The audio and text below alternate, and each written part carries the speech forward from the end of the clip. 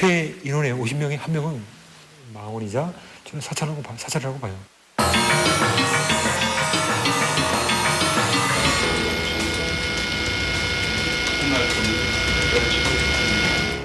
세숫가루에 딱 떠놓고 막 얼굴도 넣고 하려 안 해요.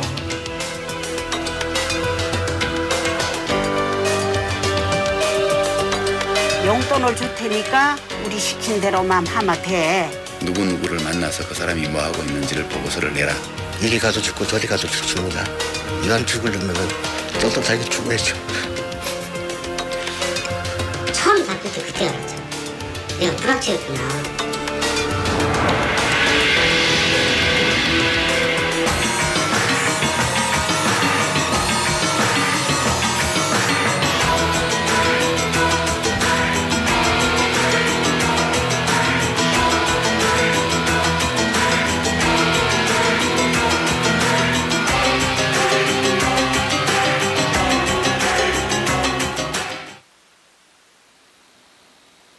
프락치라는 말이 있습니다.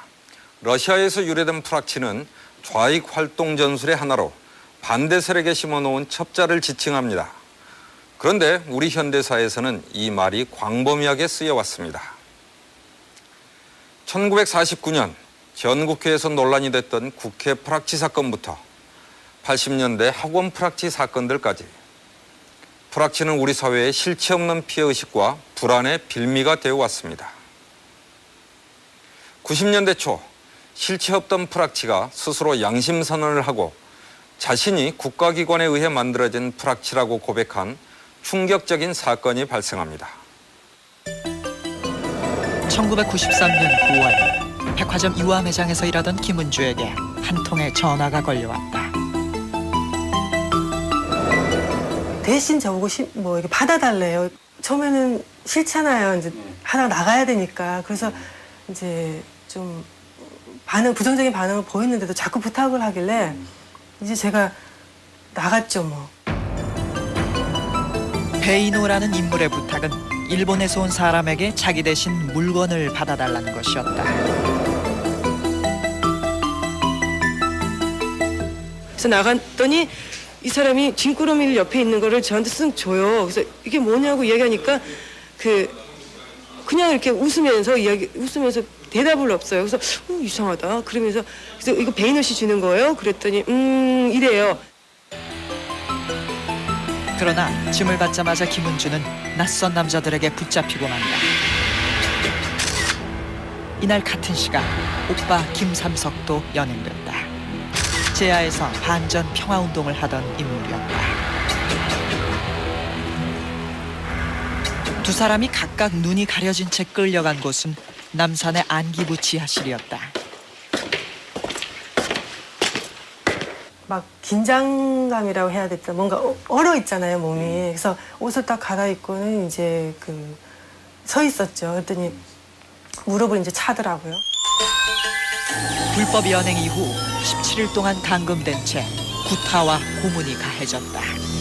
그들이 원한 건 간첩 자백이었다. 뺨 많이 때리고 또 성적 수치감 뭐 이런 지금 뭐 벗겨볼까 뭐 이런 수치감을 이제 주고 하여튼 그 사람들 손이나 발로 이렇게 많이 맞았어요. 엉덩이든 뭐 앞 여기 이제 연행되고 나서 이제 15일쯤 무슨 자료를 보니까 보도 자료인지 그건 모르겠는데 김삼석, 김은주 남매 간첩 단사건 이 활자체를 봤어요. 우연찮게. 그거 보고서 천근만근 가슴이 철렁 내려앉더라고. 남매 간첩이 구속됐습니다. 국가안전기획부는 오늘 간첩 사건의 증거품 목록으로 제시된 것들 중에는 실제로 북한과 관련된 물건은 베이노라는 인물이 빌려준 것이었다. 검것이 소지한 책자들도 베이노의 부탁이었다. 그러나 당사자 베이노는 사건에서 사라졌다. 질문 내용들을 이렇게 제가 생각해 보면 베이노하고 있었던 데라든지 베이노라는 친구가 이야기했던 사람이라든지 그런 부분들이 내용이 나오잖아요. 그래서 그 친구가 뭔가 이 사람들하고 관계가 있다라는 느낌이 확 들더라고요. 당신들이 지금 묻는 거에 대해서 베이노라는 사람하고 같이 있었다. 저는 이제 그런 식으로 이야기를 했었죠. 근데 해피하더라고요. 근데 그게 너무 눈에 보이게. 베이노, 본명 백흥룡은 불과 사건 1년쯤 전에 알게 된 인물로 이름 없는 영웅들이라는 영화를 각본 감독하고 스스로 주연까지 한 노동자 출신의 영화운동가였다.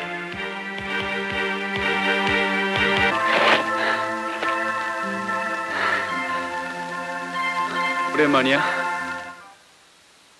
전태일 영화를 만든다 라고 얘기하면서 공문까지 주니까 그 저는 완전히 신뢰한 거죠. 야, 이거 대단한 영화 운동가다. 첫 만남부터 적극적이었던 백흥룡을 신뢰하게 되면서 김삼석은 자신의 결혼 비디오 촬영을 부탁했다.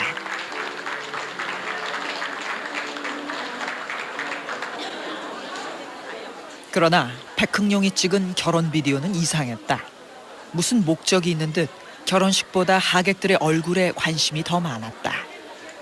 그래도 당시엔 영화 감독다운 발상이려니 하고 넘어갔는데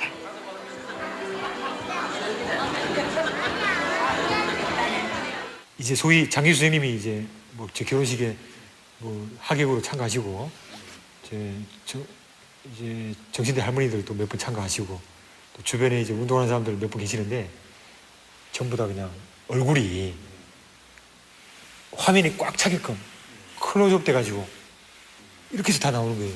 결혼 비디오 테이프가.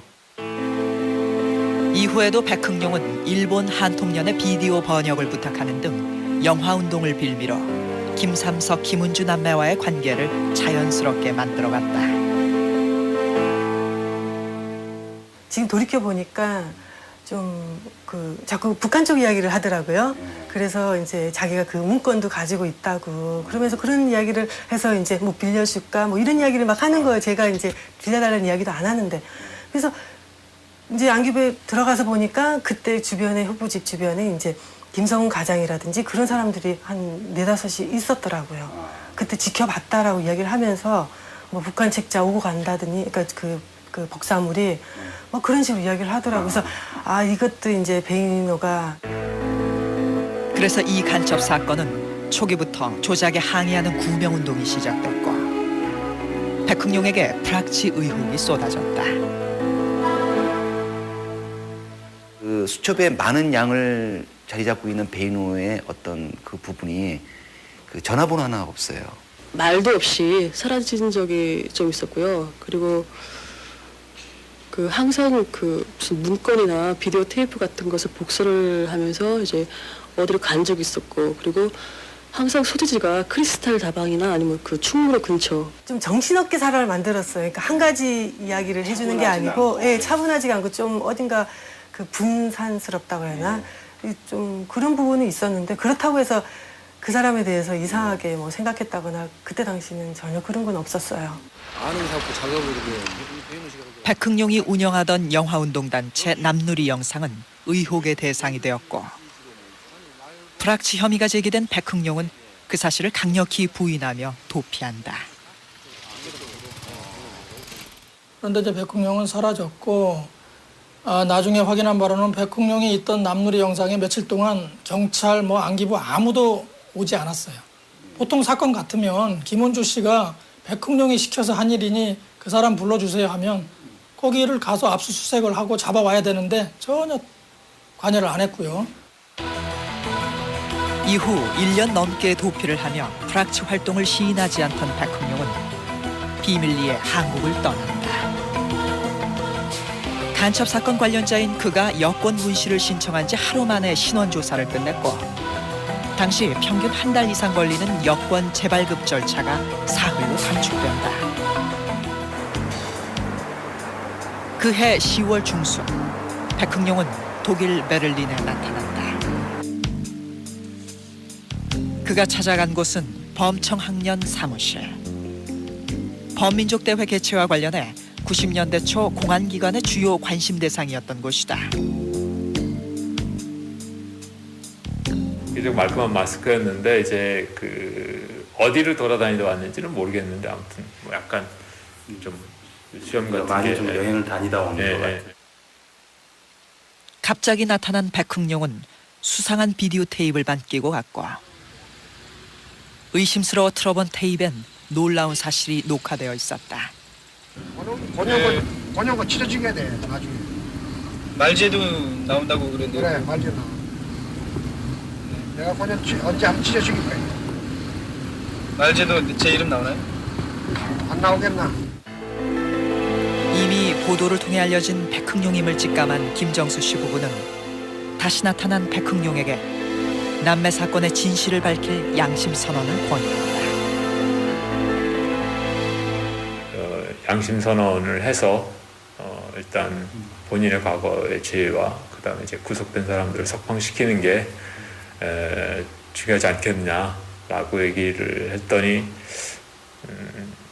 좀 있다가 좀 침묵이 흐르다가 하겠다라고 그러더라고요.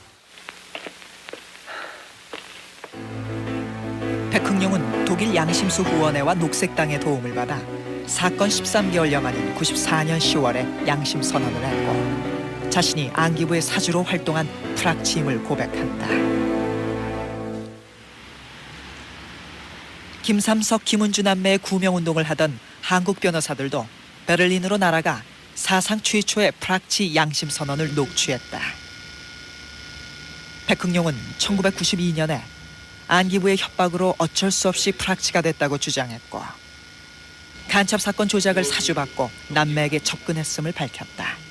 도를 넘기면 어떻게 해서든지 안 되더라도 제가 억지로 사건을 남들의 이 정도로 나는 취할 수 있다. 김은주 씨한테 접근 방법으로 김삼선 씨 그런 방법으로 남매 사건이 터진 후에도 안기부의 지시와 도움으로 도피 생활을 하는 과정에서 백흥룡은 안기부 직원들을 몰래 촬영하기도 했다. 거기서 이제 책이나 보고 낚시 손님 오면 낚시하고 청소나 좀 해주고 그렇게 세월 보낸단 말이야.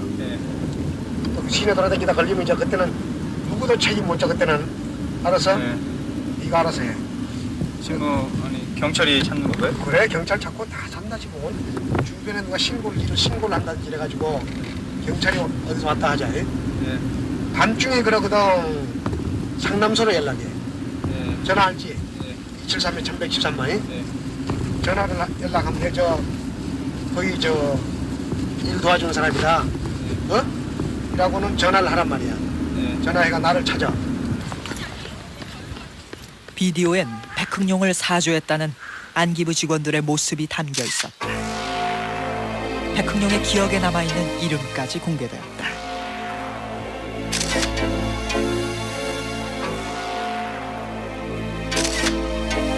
두 사람에 대한 기억은 김은주에게서도 확인된다.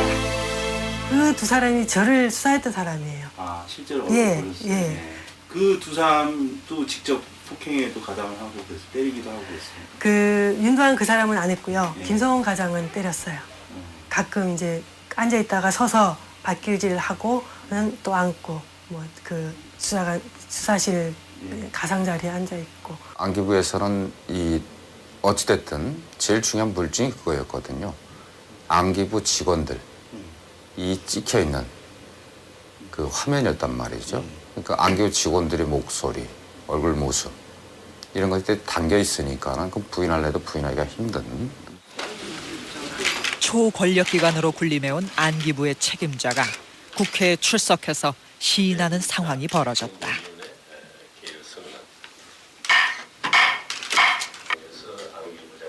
당시 국회 정보위원회에 출석했던 유준상 전 의원. 문제를 제기했을 때 당시에 안기 부장인 권 부장께서 백흥룡 씨가 안전기획부에 공작원으로 근무했다 하는 걸 시인했습니다. 다만 그 두 남매가 간첩이 임에는 틀림이 없다. 약간의 경중의 차이는 있지만 조사하시는 위원 여러분의 노고에 프락치 운용 사실에 대한 최초의 시인이었지만 그 후속 조치는 미흡했다. 국가보안법상 뭐 이렇게 사건을 조작하거나 증거를 조작하거나 그럼 국가보안법상 처벌하게 되어 있거든요. 간첩죄로 조작을 했으면 그 간첩죄를 조작한 사람이 간첩죄와 같은 형량을 받게 처벌하도록 하는 조항이 있어요. 결국은 그 실적 올리기 위해서 이렇게 조작을 한 것이 명백한데 자체적으로 조사해서 국가보안법 위반으로 이 수사관들을 처벌해라 라고 요구를 했는데 그냥 시인만 하고 안기부에서 그냥 묻어버린 거죠. 간첩죄에 대한 재심 청구는 기각되었고 남매는 여전히 간첩이라는 이름을 가슴에 단 채 살고 있다. 문민정부라고 하는 김영삼 정부가 93년에 탄생했죠. 그해 가을에 정기국회에서 안기부 권한 축소 문제가 화두로 등장할 예정이었습니다. 특히 뭐 안기부 예산 문제라든가 또 권한 축소 문제라든가 수사권 폐지 문제라든가 국가보안법 폐지 문제라든가 굉장히 중요한 현안들이 생길 예정이었는데 안기부가 이 사건을 터뜨린 겁니다. 그리고 이 사건으로 인해서 안기부의 권한 축소 문제는 물 건너간 겁니다. 그렇다면 프락치 백흥룡은 어떻게 되었을까? 양심 선언 후 베를린에 머물던 백흥룡은 다음해 9월 돌연 북한행을 선택한다. 독일에서 동거하던 한국 여성과 함께였다. 최근에는 북한을 탈출해 동남아에 불법 체류 중이라는 소문이 있어 추적했으나 사실을 확인할 수는 없었다. 백흥룡이 양심선언을 한 날짜는 공교롭게도 김삼석, 김은주 남매가 대법원에서 간첩으로 확정 판결을 받은 지 나흘 후였습니다. 왜 판결이 끝나길 기다린 듯 양심선언을 했을까? 프락치 백흥룡의 행적은 여전히 의혹 속에 있습니다. 그렇다면 백흥룡이 자신을 프락치로 만들었다고 주장한 안기부 수사관들은 어떻게 됐을까요? 우리는 국가정보원에 질의서를 보내 두 수사관의 존재 여부를 물었습니다. 그러나 국정원에서는 두 사람은 실명이나 가명으로도 존재하지 않았고 구체적으로 누구를 거론하는지도 모른다는 답변을 보내왔습니다. 국가기관은 항상 부인해왔지만 프락치는 언제나 정권에 맞서는 사람들 주위를 맴돌고 있었습니다. 우리의 정권 하나라는 걸 코리아에서 원이라는 그러한 감성들이 89년 여름은 뜨거웠다. 전대협이 평양 축전에 임수경을 대표로 파견하면서 학생 운동권엔 검거 열풍이 불었고 전대협 간부들은 현상금이 붙은 1급 수배자가 됐다. 당시 임길동이라 불리며 10개월간 경찰의 수배를 따돌렸던 전대협 의장 임종석은 그러나 예기치 못한 곳에서 검거되었다. 제가 더 해야 될 일에 대해서 열심히 생각해 보겠습니다. 우리 학우들에게 열심히 투쟁해 줄 것을 좀 당부드립니다.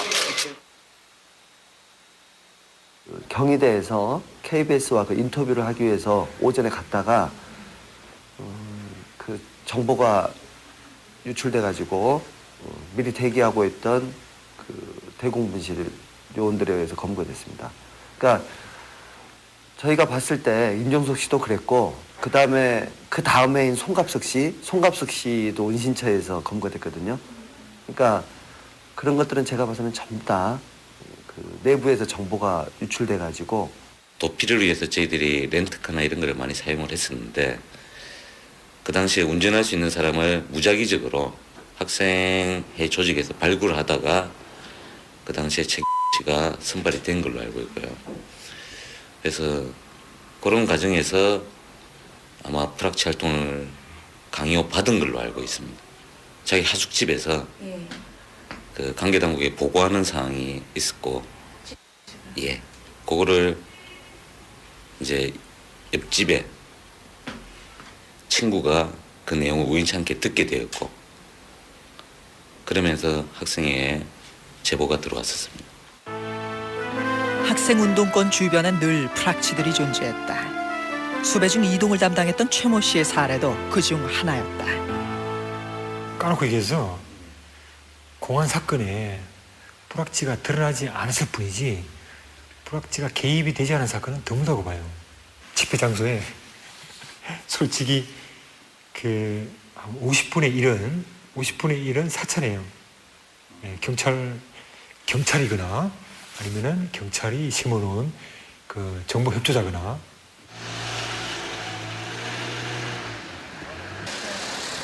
프락치에 대한 무성한 소문과 의심을 확인해줄 프락치 본인을 추적했다.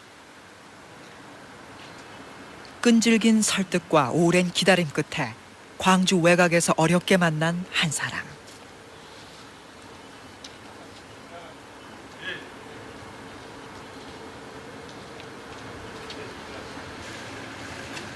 그는 91년 전남대를 시작으로 전국 대학에서 3년간 프락치로 활동했다. 그가 프락치 활동을 시작한 것은 그의 나이 불과 15살 때의 일이다. 예, 따라다니는 사람까지 해서 중학교 3학년 때 오토바이를 좀 훔쳤었거든요. 오토바이를 훔쳐서 북부경찰서에 조사를 받고. 당시 북부경찰서는 전남대 학교를 관할했던 곳. 미성년자인 그에게 이상한 요구를 하는 사람들이 찾아왔다. 대학생들 데모하니까 네가 집회 장소나 좀 그런 것들 구체적으로 말씀드린다면은 학생들 데모하고 영안실 같은 데 가서 있으면은 전화만 해주면은 돈을 얼마씩 주겠다.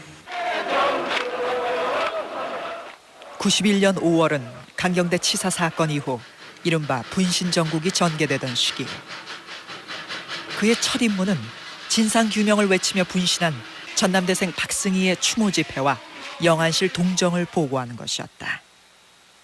이렇게 하고선 돈을 주든가 했거든 얘기를. 그렇죠. 얼마나 그때 당시 10만 원 못해서 10만 원 정도인가 주고 그랬었거든요. 상당히 그 당시 큰 돈이네요. 그렇죠. 돈으로 유혹했던 기관원들의 요구는 더욱 심해진다. 아예 네가 가짜 대학생 노릇을 하면서 동아리에 들어가고 그쪽 정보를 다 캐와라. 10대의 소년을 전문 프락치로 만들기 위한 교육은 상상을 초월했다. 네가 대학생처럼 보려면 술, 담배도 잘 먹어야 된다. 이랬던 가정들이 있었어요. 그래서 그들이 주면서. 그렇죠. 그러니까 그 사람들하고 같이 술을 마시거든요. 네. 교육을 내가 한 30일 정도 받았던 걸로 기억하거든요. 인문사회적 학생에 대한 학생운동이 전반적으로 그 역사 과정들 그리고 한천의 ML, PD 이런 개념운동. 가짜 대학생으로 동아리까지 가입한 그는 어느새 시위대 선봉에서는 사수대원이 되었다. 상당히 의젓해 보이게 말을 하고 그다음에 주요 사회과학 서적들 여기에서 나온 말들을 많이 인용을 하고 그랬기 때문에 쉽게 그렇게 믿었을 거라 생각합니다. 대학생들과 친해지면서 자신의 정체성에 대한 회의도 생겨났다. 이렇게는 더 이상 안 해야 되겠다는 생각도 들고 했던 거죠. 근데 협박을 많이 했어요. 너 같은 놈 죽여도 흔적 없이 죽일 수가 있다고. 근데 그때는 겁을 많이 먹었죠, 제가. 맞기도 많이 맞고 차 안에서도 막 구두발로 죽어버리고 세숫다리 딱 떠놓고 막 얼굴도 넣고 할래 안 할래? 할래 안 할래? 1년여 만에 프락치 임이 발각됐지만 부산, 서울 등 지역을 옮겨가며 프락치 활동을 요구받았고 그마저 발각되고 만다.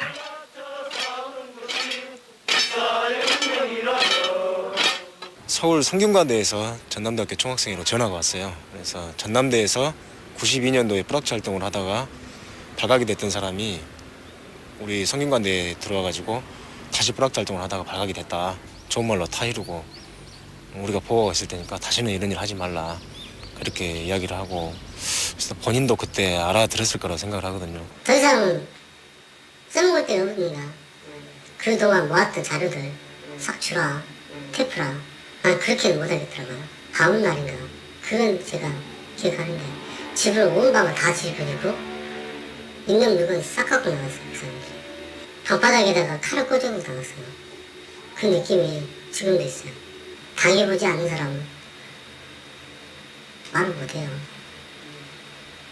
그걸 성과를 위해서 활용한 사람들은 결코 불확실로 활용했던 그 사람의 이 다음의 삶에 대해서 책임지지 않는다는 겁니다.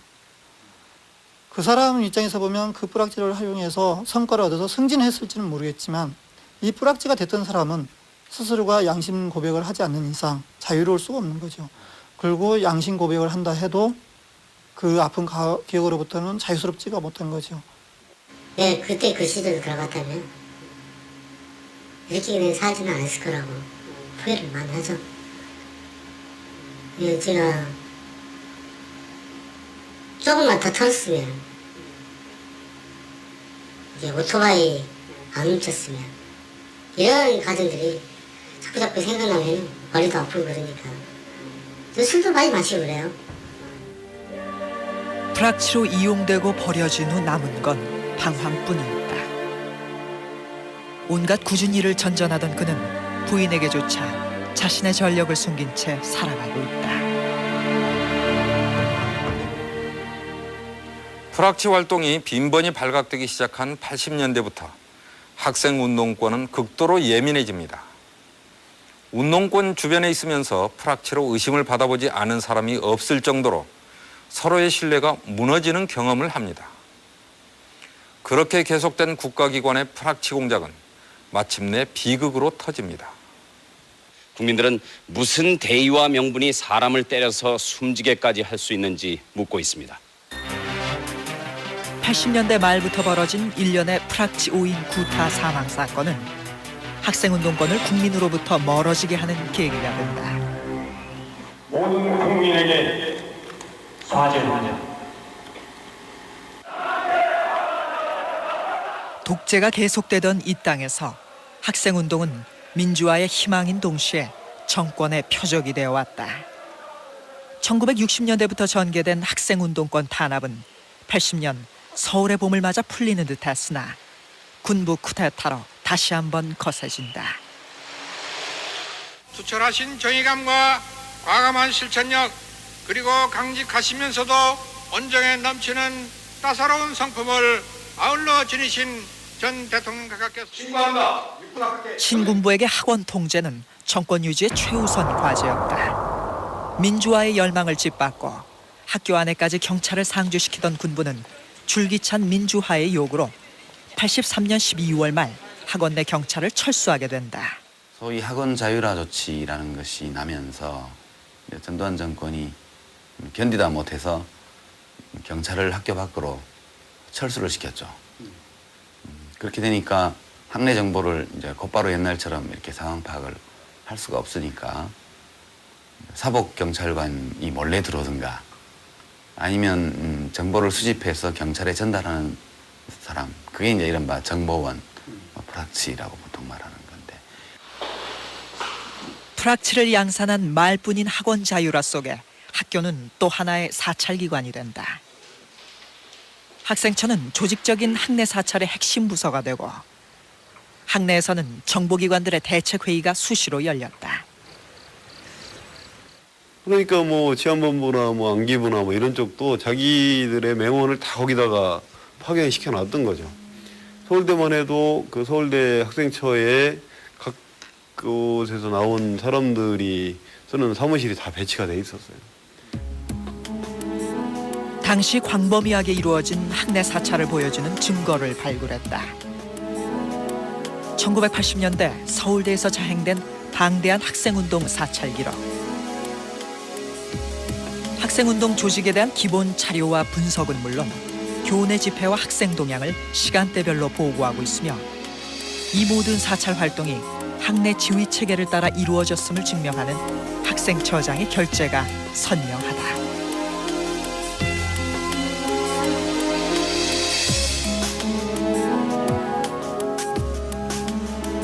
또한 운동권 내부의 회의록까지 고스란히 입수해 파악하고 있다. 내부에 협조자가 없다면 도저히 불가능한 일이다.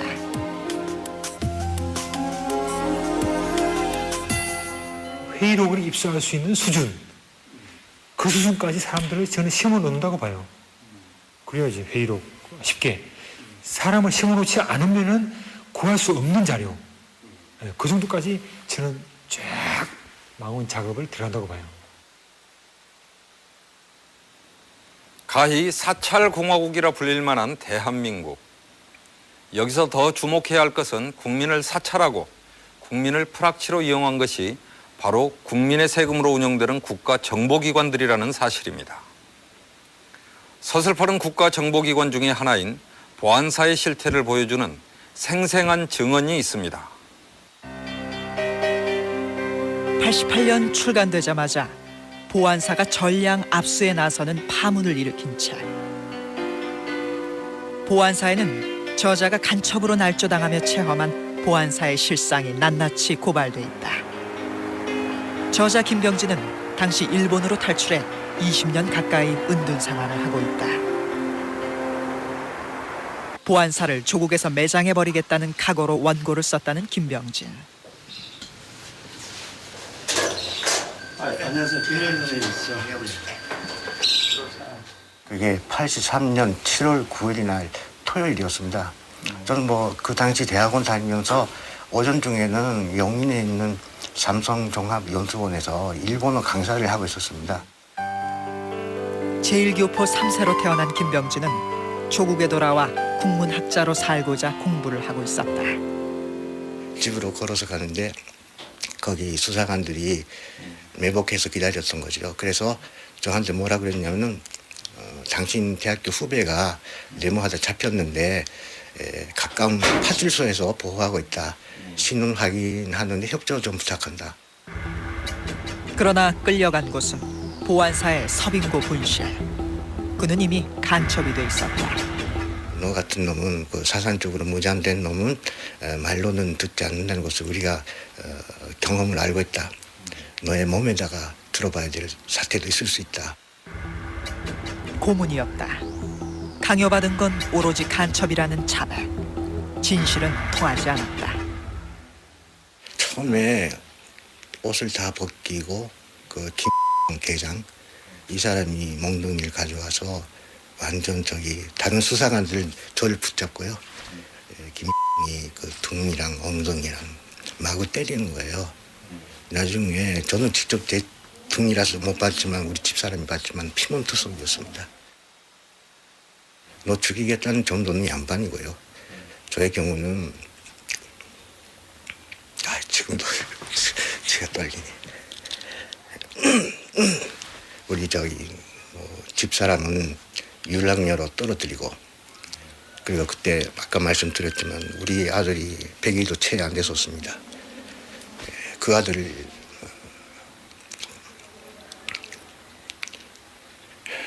잠깐만요.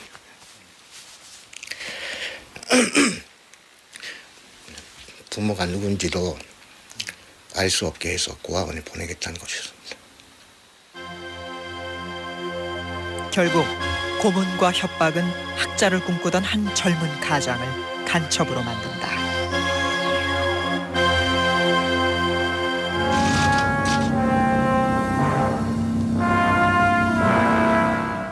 그러한 저의 활동을 계속했었더라면은 학교 내에서 혁명 조직을 구축한다는 것은 보안사 마당에서 감금 상태로 했던 인터뷰였다. 거기 있던 그 방송국 사람한테 실감이 안 났는데 좀 기분이 이상하다는 말을 했죠. 하니까 그 방송국 사람이 저한테가 아니고 그 김 회장 보고 어차피 보도 간첩이니까 괜찮습니다 하는 식으로 얘기를 하대요. 또 그 취재에 나왔던 기자도 보도 간첩이다 이런 얘기를. 보도용 간첩 김병진은 실형 대신 2년의 공소 보류 판정을 받는다. 그것은 또 다른 올감이었다. 그러니까 반국가단체 구성원이라 할지라도 재반 사정을 감안해서 2년 동안 당국의 감독하에 둔다는 취지인데 이거는 활용을 한다는 것입니다. 공소 보류 중이라는 약점에 잡힌 그는 수사 협조를 강요받고 보안사에 출근하는 신세가 된다. 제1교포 간첩 사건의 통역으로 활용되며 김병진은 보안사의 프락치 이용과 공안 사건 조작도 목격됩니다. 보안사에서 제가 근무를 하면서 보안 교육대에서 처음으로 그 교육을 받았을 때 협조망, 그러니까 대상자를 삼을 때 대상자의 약점을 잡으라. 예를 들어서 군인 같으면은 제가 인상 깊게 기억하는 게 축적 행위를 안 했느냐, 혹은 어떤 세금이나 그런 관계에서 하여튼 사람이 약점을 잡아서 그 약점을 잡고 이용을 하라는 걸 교육에서 가르칩니다. 지금은 기무학교죠. 보안학교. 보안학교가 기무학교에서 녹화사업 이제 장교들에게 또 준사관, 하사관들에게 망원에 심는 방법을 가르치다라고 하는 정언을 다 따냈단 말이에요. 예를 들어서 이제 기무사 차원에서, 예를 들어서 당시에 보안사죠. 보안사 차원에서 망원비가 망원 수당으로 딱딱딱 떨어져요. 운영을 하고 있으면은 그렇죠. 사람한테 한 사람당 얼마 줘라. 보안사 근무하면서 저는 정신분열증이 걸리고 말 것 같았어요. 이러다가는 완전 노예가 아니겠습니까? 바라지 않는 일을 하면서, 그리고 가족이 인질인데다가 그래서 사람들 고문당하는 장면들 봐야 되고, 또 고문당하는 장면들도 그렇지만 보안사의 생리를 봐야 되는 것도 고통스러웠습니다. 그러니까 항상 그 죽음이라는 것이 항상 따르고 있었습니다. 우리 집사람하고도 몇 번 같이 죽을까 하는 얘기도.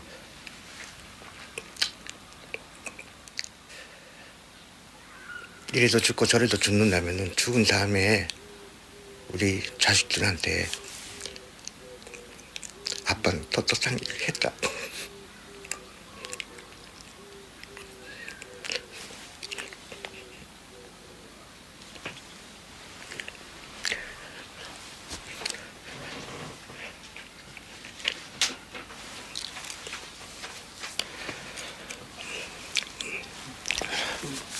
남겨줄 수 있는 건 그런 것밖에 없었습니다. 그래서 죽을 각오로 보안사에서의 인연을 고발했고 입국을 금지당해 15년간 한국 땅은 밟지도 못한 채 숨죽이고 살았다. 그렇게 조국에서 살고자 했던 교포 2세의 꿈과 인생을 앗아간 국가를 상대로 김병진은 지금 피해 보상 소송을 준비하고 있다.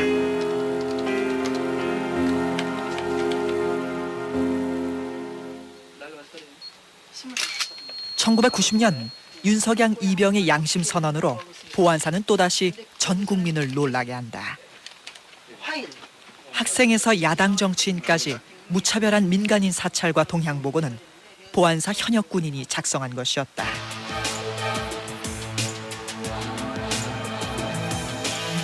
군 정보기관이 개인의 모든 정보를 파 사찰하고 있음은 물론 성격 및 성향까지 규정하고 있는 상황은 당혹스러움을 넘어 국가 권력에 대한 공포감을 느끼게 한다.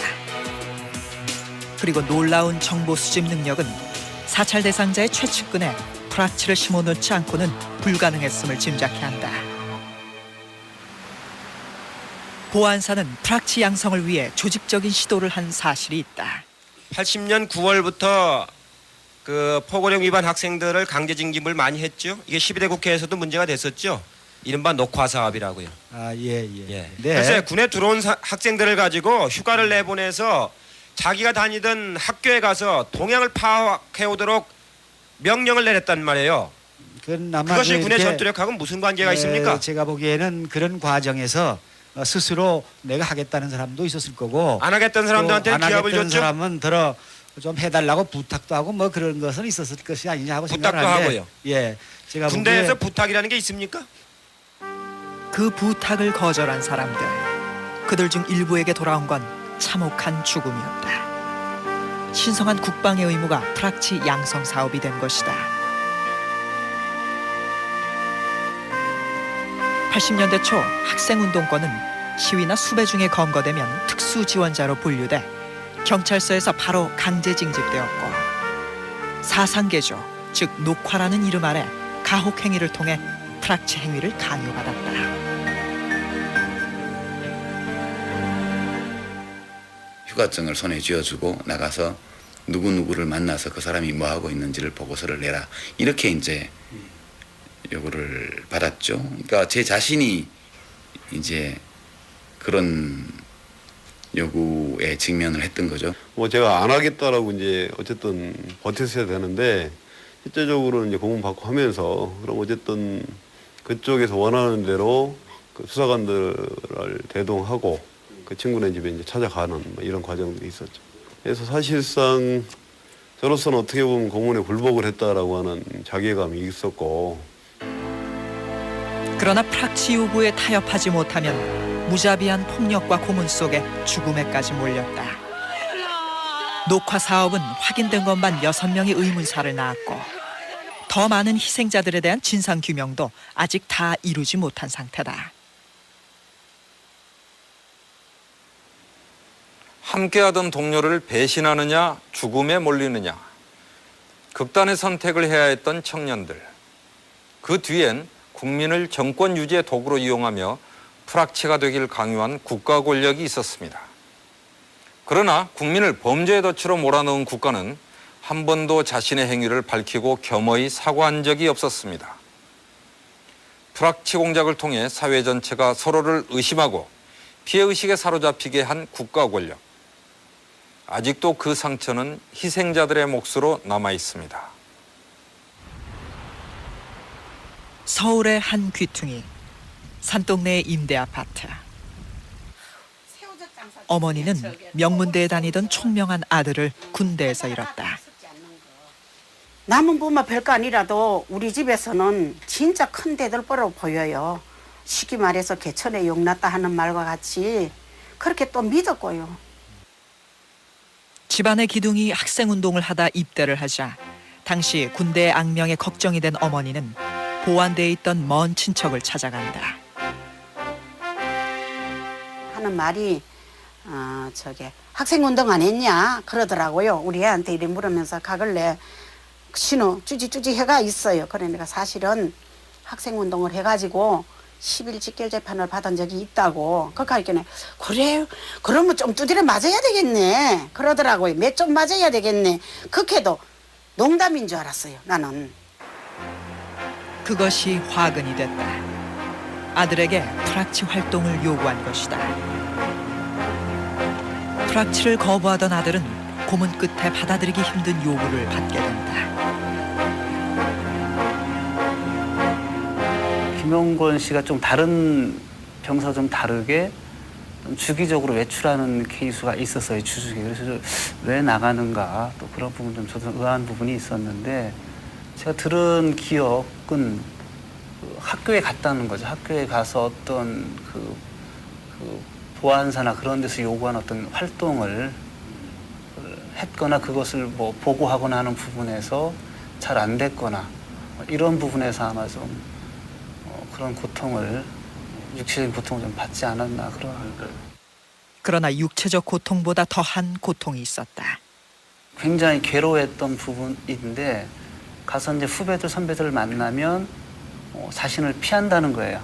옛날에는 아주 친했던 선배 후배들인데 왜 학교를 왔는지를 그 사람들이 짐작하거나 알 수 있는 상황이 그러다 보니까 그분을 이제 외면하고 피하던 부분에서 인간적으로 굉장히 고통을 받았던 거로 기억나요.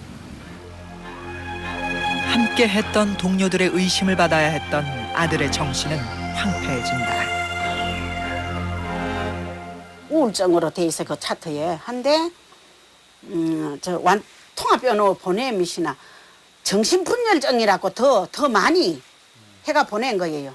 그러니까 거기도 가니까 신경분열증이니까 약을 막 많이 미긴 하는 오줌도 못 누고 막 이랬던가 봐요.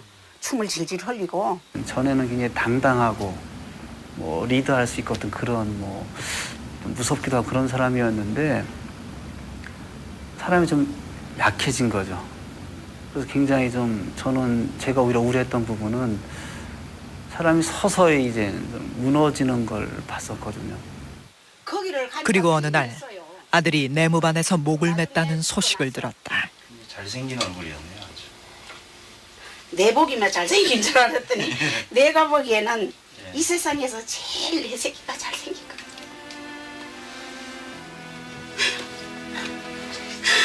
그 무엇도 아들을 대신할 수는 없다.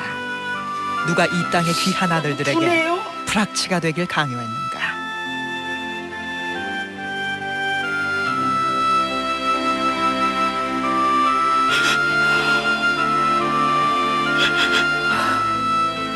내가 너무 못 견뎌서 그렇게 자꾸 위안을 한다고 커서 하늘에도 민주화를 해야 되니까 필요하니까 데리고 갔겠지. 지금 큰일을 하고 있을 것이다.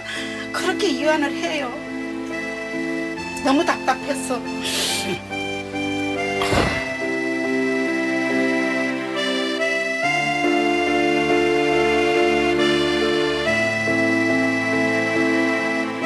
상처는 오래도록 지속된다. 무고한 국민들을 피해자로 만든 프락치 공작. 프락치 공작에 관여했던 모두가 이제는 어두운 과거를 햇빛 아래 드러내고 반성과 고백에 나서야 하지 않을까.